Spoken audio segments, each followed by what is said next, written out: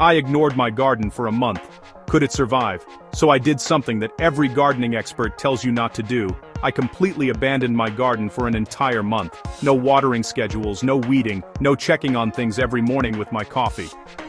Nothing. And, you know what?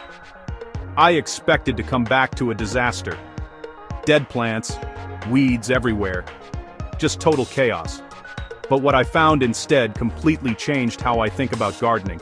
And honestly, it made me realize that maybe we've been doing this whole thing wrong, or at least overthinking it way more than we need to. Before we get into what actually happened, let me set the scene. This wasn't some controlled experiment in perfect conditions. We're talking about a regular backyard garden. I've got tomatoes, peppers, some herbs, a few flower beds. Normal stuff. And it was early summer when I left, so not exactly the easiest time to neglect a garden. Hot days, unpredictable rain, all of that. I'm gonna be real with you. I didn't plan this as an experiment. Life just got crazy.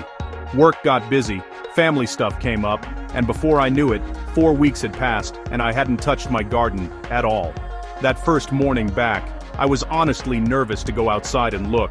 I was preparing myself for the worst. You know that feeling when you've neglected something you care about? That guilty, anxious feeling in your stomach? That's exactly what I had walking down my back steps that morning. I was literally giving myself a pep talk. Okay, whatever you see out there, it's fine. You can replant, you can start over, it's just one season. But deep down I was really disappointed in myself. I'd put so much work into getting that garden established, and I thought I'd just thrown it all away by disappearing for a month. The walk from my back door to the garden felt longer than usual. I was dragging my feet, not really wanting to face what I'd done. I remembered how lush everything had looked before I left. The tomato plants were just starting to flower. The peppers had these beautiful little buds. My basil was bushy and perfect, and I was convinced I was about to see all of that reduced to dried up sticks and brown leaves. But here's the thing, when I finally walked out there I was shocked. Sure, there were some weeds. Yeah, things weren't picture perfect, but my plants were alive. More than alive, actually. Some of them looked better than when I left. The tomatoes had actual green tomatoes hanging on them. The peppers had grown. My herbs were still thriving. I stood there for a good 5 minutes just staring, trying to process what I was seeing. And that's when I started asking myself, what the heck is going on down there in the soil? Because clearly, something was working even when I wasn't. Something was keeping these plants fed, keeping them hydrated enough to survive, keeping them healthy. And whatever that something was, I needed to understand it.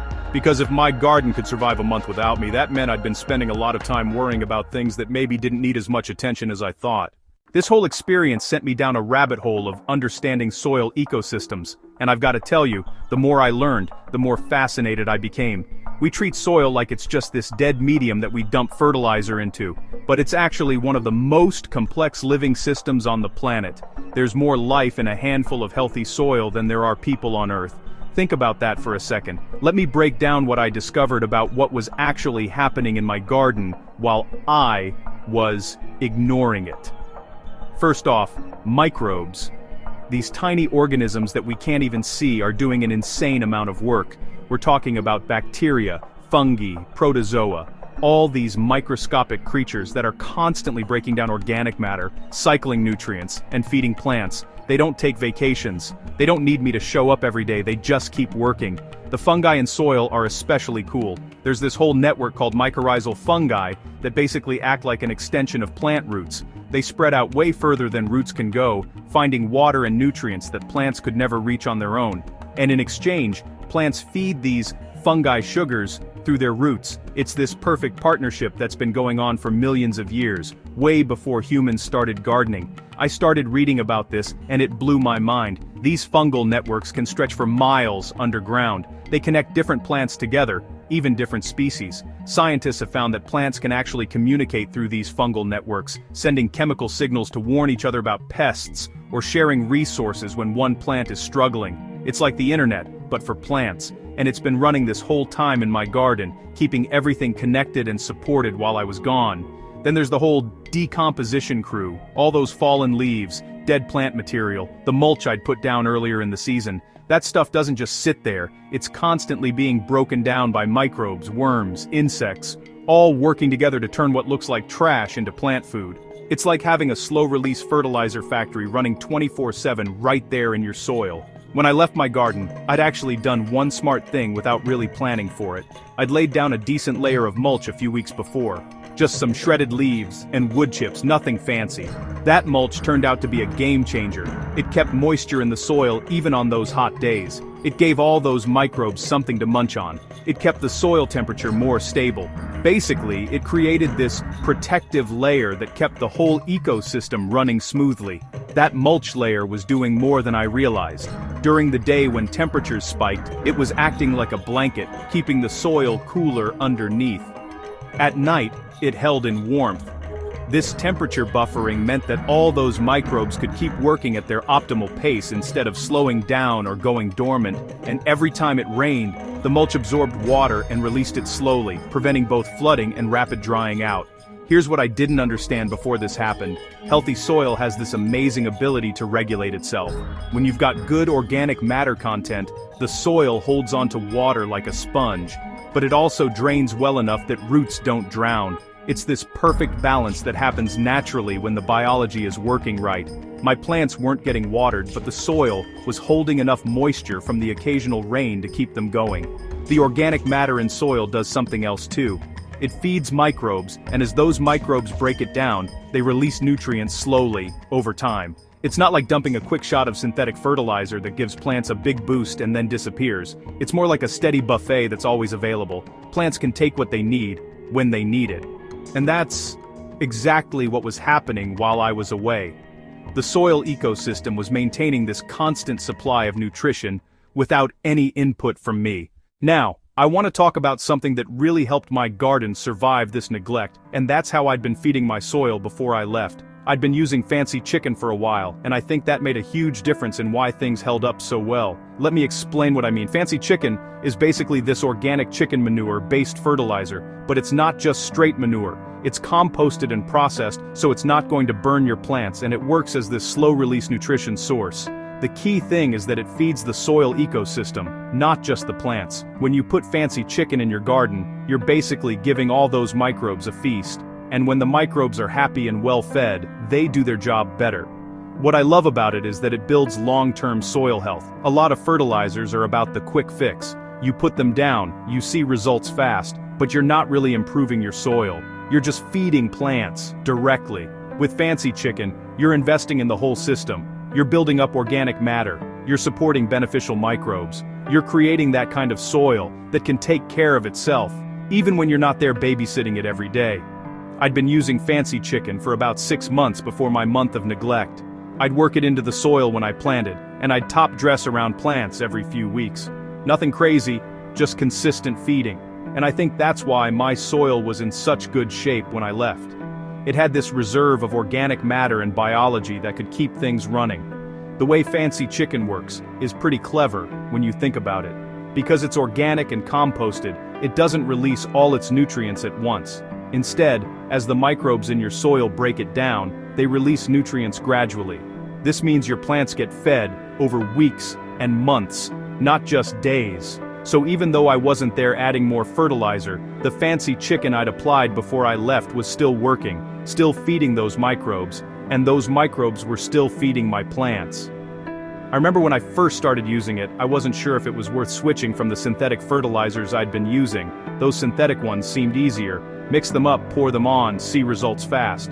But what I didn't realize was that I was basically creating dependent plants. They needed me to keep feeding them, because the soil itself wasn't healthy enough to support them. With fancy chicken, I was building something different. I was building independence into my soil. The other thing about fancy chicken is that it improves soil structure over time. Organic matter helps soil particles clump together in these aggregates, which creates pore spaces. Those pore spaces are where air and water live in soil. Good soil structure means better drainage, better aeration, better root growth. All of that was happening in my garden, building this resilience that I didn't even know was there until I tested it by accident. And here's something I found really interesting. The areas of my garden where I'd been most consistent with fancy chicken applications, those were the areas that looked best after my month away. My tomatoes were in a bed where I'd been really good about top dressing every couple weeks. Those plants looked incredible. Strong stems, healthy leaves, fruit developing nicely. Compare that to a corner of the garden where I'd been lazy about feeding, and the difference was obvious. Those plants survived, but they were struggling more. Coming back to my garden after that month, I started looking at everything differently. I'd been so focused on the plants, on what I could see above ground, but the real action, the real magic, was happening below the surface. All these organisms working together, cycling nutrients, storing water, protecting plant roots from diseases. It's this incredible underground world that most of us never think about. One of the coolest things I learned is that healthy soil actually fights off plant diseases better than sterile soil.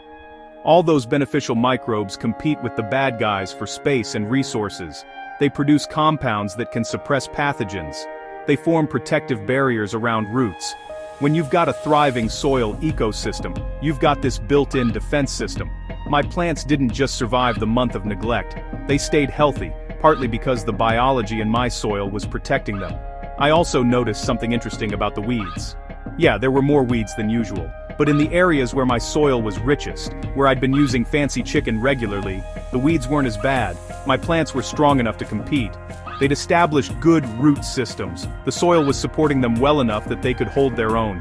In the spots where my soil was thinner or less healthy, that's where the weeds really took over. This whole experience taught me that good gardening isn't about constant intervention. It's about creating the conditions for plants to thrive on their own. It's about building soil health so that the ecosystem can be self-sustaining. When you focus on feeding the soil, instead of just feeding the plants, you create something that is way more resilient. I'm not saying you should abandon your garden for a month, but I am saying that if you build healthy soil, you don't have to be so stressed about everything being perfect all the time. You can go on vacation without panicking. You can have a busy week and not worry that everything is going to die. Your garden can take care of itself way more than you might think. The key is preparation. The key is building that soil health over time. Using something like fancy chicken regularly, adding mulch, minimizing soil disturbance. All of these practices create that resilient ecosystem. You're basically setting up your garden to succeed whether you're there every day or not. Since my accidental experiment, I've changed how I garden. I'm less obsessive about daily tasks and more focused on long-term soil building. I make sure I am feeding the soil with quality organic matter. I keep things mulched. I let the biology do its work. And honestly, my garden looks better now than it ever has. Plants are healthier. I'm dealing with fewer pest problems. Everything just seems more balanced. I used to be that person who was out in the garden every single day, fussing over every little thing, checking leaves for problems, worrying if I missed a watering, stressing about whether I was feeding enough. It was exhausting, honestly. And it took the joy out of gardening. Now I go out there and I enjoy it. I observe. I let things happen naturally, and the results speak for themselves. The shift in my approach has been pretty dramatic. Instead of applying fertilizer every week, trying to keep up with what I thought my plants needed, I apply fancy chicken every few weeks and trust that it's doing its job. Instead of watering on a rigid schedule, I check the soil and let the moisture retention from good organic matter do most of the work. Instead of pulling every weed the second I see it, I prioritize the areas that matter, and accept that some weeds are just part of having a living ecosystem. If you're someone who worries about your garden all the time, or if you feel like you can't keep up with all the maintenance, I want you to know that there's another way. Focus on the soil. Feed the ecosystem. Let nature do what it's been doing for millions of years. You'd have to do everything yourself. You've got billions of tiny helpers working for you underground, as long as you give them what they need to thrive. And here's the thing that really changed my perspective. Those billions of organisms in your soil, they're way better at this than we are. They've evolved over millions of years to do exactly this job. They know how to cycle nutrients efficiently. They know how to store and release water. They know how to protect plants from diseases. Our job isn't to micromanage everything. Our job is to support them so they can do what they do best. That month of neglect was honestly one of the best things that could have happened to my garden. Not because ignoring things is good, but because it showed me what's really important. It showed me that when you build healthy soil, you're building something that can sustain itself. You're working with nature instead of fighting against it. And that's a much easier, more rewarding way to garden. I've talked to other gardeners about this experience, and so many of them have had similar realizations. One friend told me she used to spend hours every weekend in her garden and was constantly frustrated.